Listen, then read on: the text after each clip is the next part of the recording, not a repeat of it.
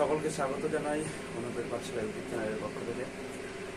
আজকের ভিডিও হচ্ছে প্রোনাউন সম্পর্কে। প্রোনাউন কি সে বিষয়ে আমরা জানবো। খুব ইম্পর্টেন্ট একটি ক্লাসটা চলেছে, সবাই স্কিপ না করে ভিডিওটা পুরো দেখতে থাকবে। আচ্ছা, প্রোনাউন কি? প্রোনাউন হলো সর্বনাম। প্রোনাউনের বাংলা অর্থ হলো সর্বনাম। প্রোনাউন কি না, যে ওয়ার্ড নাউনের পরিবর্তে যে ওয়ার্ড বসে সেটা হলো প্রোনাউন। নাউনের পরিবর্তে যে ওয়ার্ড বসে, যেমন আমি এখানে বললাম Ram is a boy,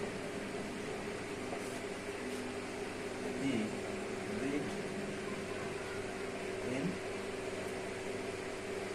class 5। Ram হলো একটা বালক যে কিনা ক্লাস 5 পড়ে। এর মধ্যে নাউন কোনটা? নাউন হলো নাম, রাম। রামের পরিবর্তে নাউনের পরিবর্তে যে ওয়ার্ড বসে সেটা হলো প্রোনাউন। রামের পরিবর্তে কোন ওয়ার্ড বসে? হি, এটা হয়ে গেল প্রোনাউন। এবার আমরা দেখবো প্রোনাউনের ভাগগুলো দিকে। প্রোনাউনকে মোট 8টি ভাগে ভাগ করে, প্রত্যেকটা ভাগ সম্পর্কে আমি বিস্তারিত আলোচনা করব।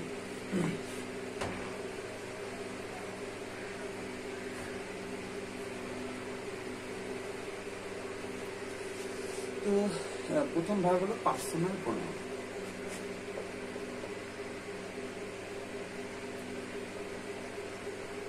পার্সোনাল প্রোনাউন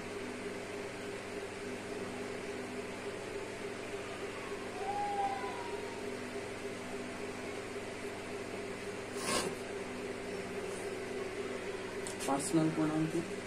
যে প্রোনাউন দ্বারা কোনো বিষয়ে যে প্রোনাউন কোনো ব্যক্তির পরিবর্তে বসছে সেটা হলো পার্সোনাল প্রোনাউন। যেমন আমি এখানে একটা এক্সাম্পল দিলে বোঝা যাবে, কোনো পার্সোনাল প্রোনাউন কোনো ব্যক্তির পরিবর্তে বসছে, ব্যক্তির পরিবর্তে বসে।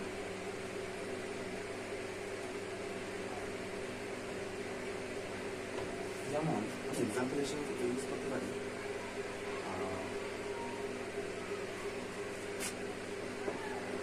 they invited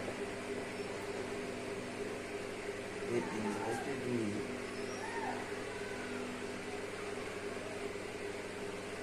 to their house.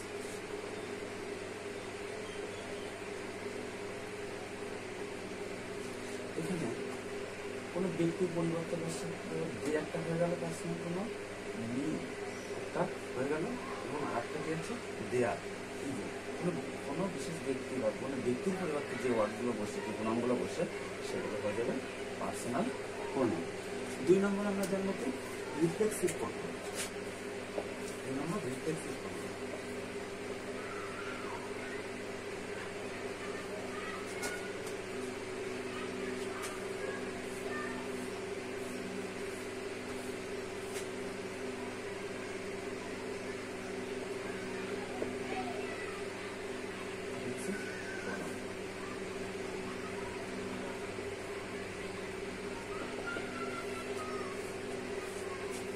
Reflexive pronoun কাকে বলে?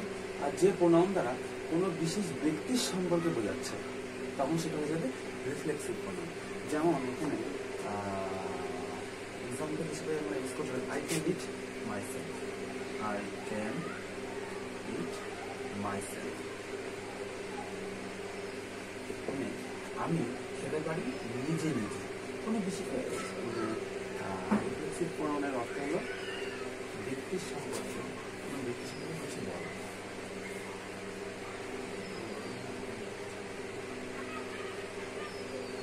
ব্যক্তির সম্পর্কে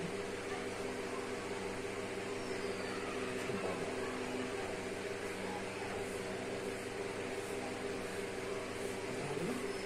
রিফ্লেক্সিভ প্রোনাউন। রিফ্লেক্সিভ প্রোনাউনের মধ্যে কর্তা ও কর্ম একই ব্যক্তি বোঝায়। এটা নোট করে রাখতে পারো।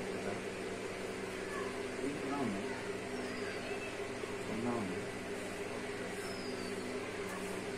কর্তা ও কর্ম একই ব্যক্তি বোঝায়। কর্তা ও কর্ম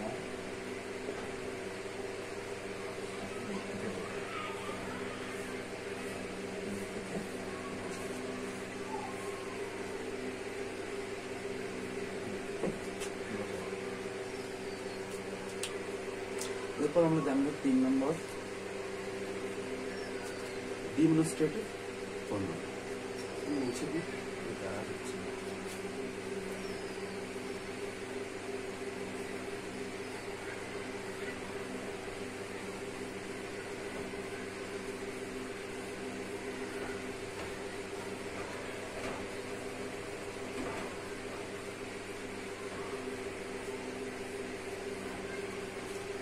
জানবো ডিমনস্ট্রেটিভ প্রোনাউন।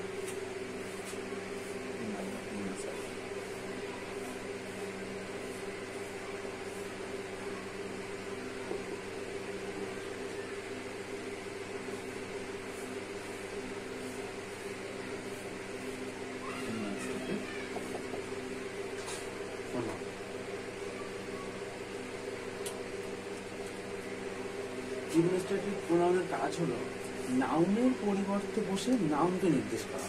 ডিমনস্ট্রেটিভ প্রোনাউনের কাজ হলো নাউনের পরিবর্তে নাউনকে প্রকাশ করা না, নাউনের পরিবর্তে বসে নাউনকে নির্দেশ করা। যেমন হতে পারে this is my shirt, this is my shirt. নাউনের পরিবর্তে বসে নাউনকে প্রকাশ করতে মানে নাউন ছিল, একটা নাউনের পরিবর্তে বসে নাউনকে প্রকাশ করছে, সেটা হয়ে যাবে কি ডিমনস্ট্রেটিভ প্রোনাউন। 3 নম্বর গেল। 4 নম্বর যেমন ইন্টারোগেটিভ প্রোনাউন, খুব ভেরি ইম্পর্টেন্ট। 4 নম্বর ইন্টারোগেটিভ প্রোনাউন।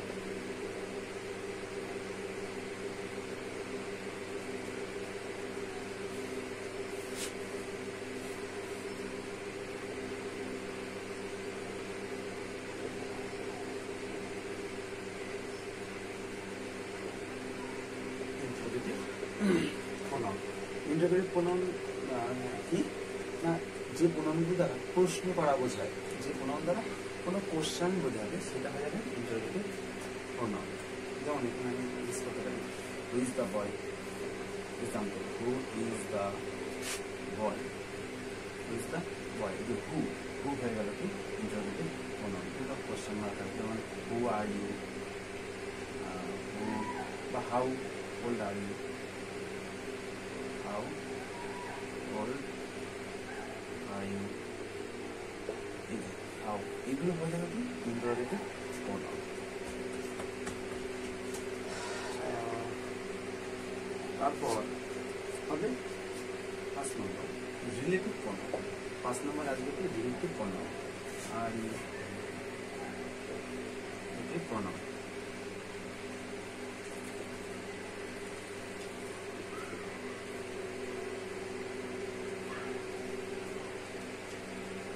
রিলেটিভ প্রোনাউন কি, যে নাউন পূর্ববর্তী কোনো নাউনের পরিবর্তে বসছে, সেটা হয়ে যাবে রিলেটিভ প্রোনাউন। এবং তাদের মধ্যে কি সম্পর্ক বুঝে দেবে, মানে যে নাউন পূর্ববর্তী কোনো নাউনের পরিবর্তে বসে তাদের মধ্যে কোনো সম্পর্ক বুঝিয়ে দেবে, সেটা হয়ে যাবে রিলেটিভ প্রোনাউন। যেমন এক্সাম্পল হিসেবে I know the boy, I know the boy who came here. I know the boy who came here. আমি সেই বালকটাকে চিনি যে এখানে এসেছিল। এখানে আমি রিলেটিভ প্রোনাউনের সংজ্ঞা করতে বললাম যে নাউন পূর্ববর্তী কোনো, মানে যে প্রোনাউন পূর্ববর্তী কোনো নাউনের সাথে সম্বন্ধ বোঝায়। যেমন এখানে দেখো, এখানে হু যে কিনা পূর্ববর্তী কোনো একটা নাউনকে প্রকাশ করছে। যেমন আই নো দ্য বয়, আমি সেই বালকটাকে চিনি যে কিনা কে এখানে এসেছিল। মানে এই যে কিনা, এই যে হু কেম হিয়ার, যে কিনা হয়ে গেল রিলেটিভ প্রোনাউন। 5 নম্বর জানলাম। এবার আমরা 6 জানবো ডিস্ট্রিবিউটিভ প্রোনাউন। এগুলো মুছে দিলাম।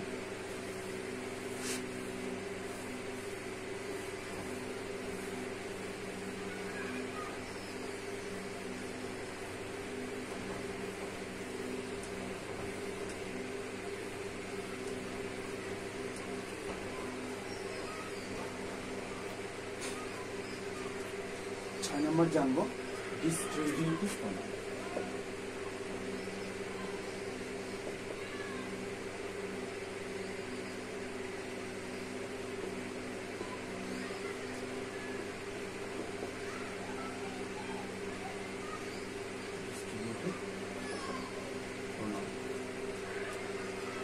আর ডিস্ট্রিবিউটিভ প্রোনাউন কাকে বলবো না, যে প্রোনাউন দ্বারা কয়েকটি ব্যক্তি বা বস্তুকে পৃথকভাবে বোঝাচ্ছে, সেগুলো হয়ে যাবে ডিস্ট্রিবিউটিভ প্রোনাউন। কি হবে ডিস্ট্রিবিউটিভ প্রোনাউন কাকে বলবো? যে প্রোনাউন দ্বারা কয়েকটি ব্যক্তি বা বস্তুকে পৃথকভাবে বোঝাচ্ছে, সেটা হয়ে যাবে ডিস্ট্রিবিউটিভ প্রোনাউন। যেমন এখানে আমি এক্সাম্পল ইউজ করতে পারি, each of the boys, each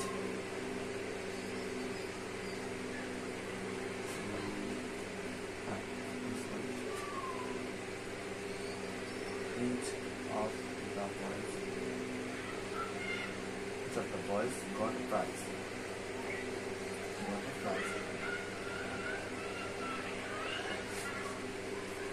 এখানে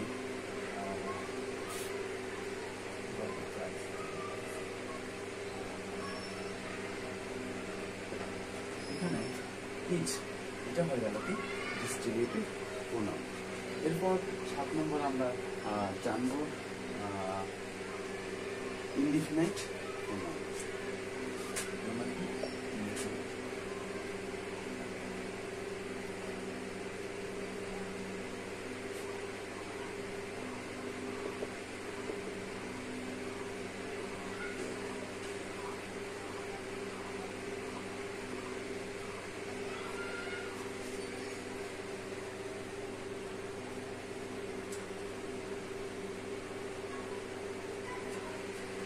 সাত নম্বর আমরা কি জানবো ইনডিফিনাইট প্রোনাউন। ইনডিফিনাইট প্রোনাউন কাকে বলে? যে প্রোনাউন দ্বারা কোনো কিছুকে নির্দিষ্ট করে না বুঝিয়ে পৃথক পৃথক বোঝায়, সেটা হলো ইনডিফিনাইট প্রোনাউন। কাকে বলবো? যে প্রোনাউন নির্দিষ্ট কিছুকে না বুঝিয়ে পৃথক পৃথকভাবে বোঝাবে, সেটা হয়ে যায় ইনডিফিনাইট প্রোনাউন। যেমন somebody has destroyed my car. Somebody has stolen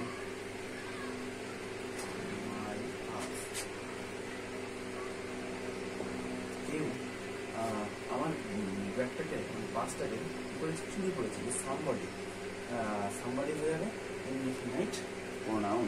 এবং সর্বশেষ লাস্ট 8 নম্বর যেটা প্রোনাউন আমরা জানবো, সেটা হলো রেসিপ্রোকাল প্রোনাউন।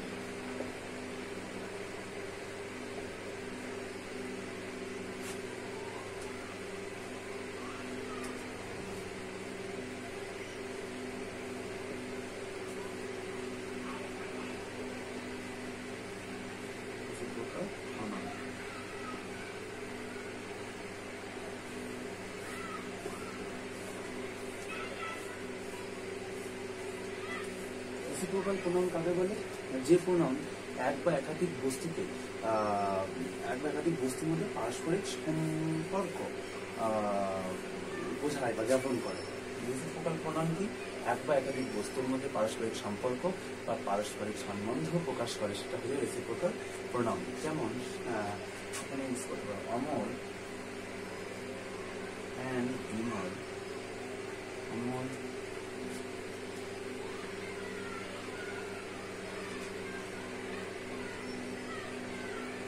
and Vimal